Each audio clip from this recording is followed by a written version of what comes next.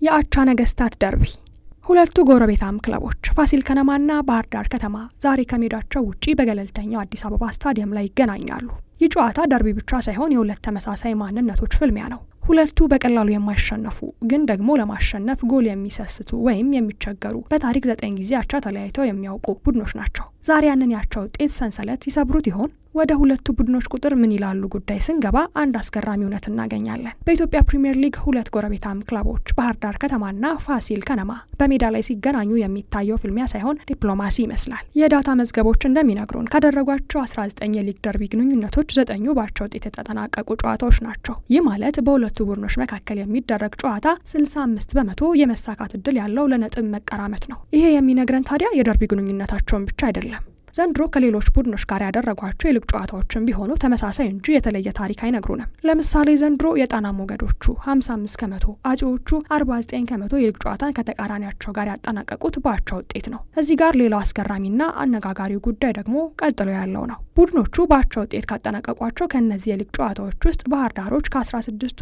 11ዱን፣ ጎንደሮች ደግሞ ከ13ቱ 9ኙን ያለምንም ጎል 0-0 በሆነ ውጤት ማጠናቀቃቸው ነው። ይህ ደግሞ ሁለቱ ቡድኖች የአቻ ንግስናን በሕግ የተረከቡ እንዲመስሉ አድርጓቸዋል። በእርግጥ ዘንድሮ እነርሱ በሚያደርጓቸው ጨዋታዎች ላይ ኳስና መረብ ሲገናኙ ማየት ተራራ የመግፋት ያህል ከባድ ሲመስል በተግባር አይተናል። የቡድኖቹ የአቻ ውጤት ዝንባሌ ተቃራኒ ቡድኖችን ተስፋ ሲያስቆርጥም ተደምጧል። በአንድ የሊግ ጨዋታ ላይ አንድ ታዋቂ ተጫዋች ከአንዳቸው ጋር በነበረው ጨዋታ ላይ በምሬት አወዳዳሪው አካል አስቀድሞ የሰጠንን 1 ነጥብ ለመውሰድ ለምን ወደ ሜዳ እንመጣለን? ለምንስ እንደክማለን? በቢሮ ብንጨርሱ አይሻልም ወይ? ሲል በሜዳ ላይ ተናገረ የተባለው ለዚህ ጥሩ ምስክር ነው። ይህ ንግግር እንዲሁ የመጣ ቁጭት አይደለም። የባህር ዳር 16 አቻዎችና የፋሲል 13 የአቻ ውጤቶች ሊጉን የአቻ ነገስታት አገዛዝ ስር ስለጣሉት ነው።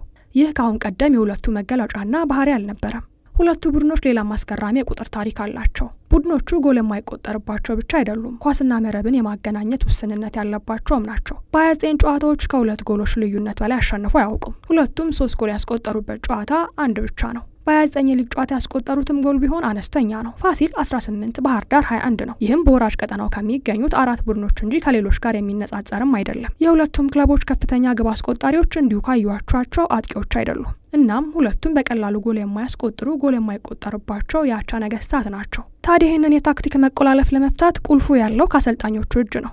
አሰልጣኝ ዘማሪያም ወልደ ጊዮርጊስ እና አሰልጣኝ ደጋረግ ይግዛው የሁለቱ ክለቦች ስነ ልቦናን ጠንቅቀው ያውቃሉ። ሁለቱም ከክለቦችም ሆነ ከክልሉ ስፖርት ጋር የራሳቸው ደማቅ ታሪክ አላቸው። በእርግጥ አሰልጣኝ ዘማሪያም ሁለቱም ክለቦች ጋር ስለሰራ የሁለቱንም ስነ ልቦና ጠንቅቆ ያውቃል። ሁለቱም ደግሞ ከከፍተኛ ሊግ ጀምሮ ትውውቅና ፉክክር ነበራቸው። ስለዚህ የዛሬውን ጨዋታ ሜዳ ላይ ከሚደረገው ሩጫ በላይ የአእምሮ ቁማር ጨዋታ ያደርገዋል ተብሎም ይጠበቃል። ፋሲል በአሰልጣኝ ዘማሪያም ከተያዘ በኋላ 8 ጨዋታዎችን አድርጎ በግማሹ ማለትም በ4ቱ አቻ ተለያይቷል። አሰልጣኝ ደጋረግ ይግዛው እንዲሁ በመጨረሻ ካደረጓቸው 5 ጨዋታዎች 3ቱን ያጠናቀቁት በአቻ ውጤት ነው። ይህም ቡድኖቹ አሁንም ያንን አቻ የመውጣት ባህሪያቸውን እንዲያዙ የዛሬውን ጨዋታ ያደርጋሉ። ዛሬ ግን ይህንን ሰንሰለት ሰብሮ ወደ ድል ለመመለስ በደርቢው የሚያገኘው 3 ነጥብ ለሁለቱም በተለይ ከፋሲል ጋር የመጀመሪያ የፕሪሚየር ሊግ የጣና ደርቢ ጨዋታ ለሚያከናውነው አሰልጣኝ ዘማሪያም ወልደ ጊዮርጊስ አዲስ ምዕራፍ ሊሆን ይችላል። ሁለቱ ጎረቤታም ክለቦች ባለፉት 5 ዓመታት እርስ በርስ ካደረጓቸው 10 ግንኙነት ጨዋታዎች 60 ከመቶ የሚሆነውን ጨዋታ ያጠናቀቁት በአቻ ውጤት ነው። በአማካኝ ከ1 ጎል በላይ አላስቆጠሩም። ዛሬስ በስታዲየም የሚገኙ ደጋፊዎቻቸውን በጎል ድግስ ያዝናኑ ይሆን ወይስ እንደ ልማዳቸው ነጥብ ተጋርተው ይወጣሉ?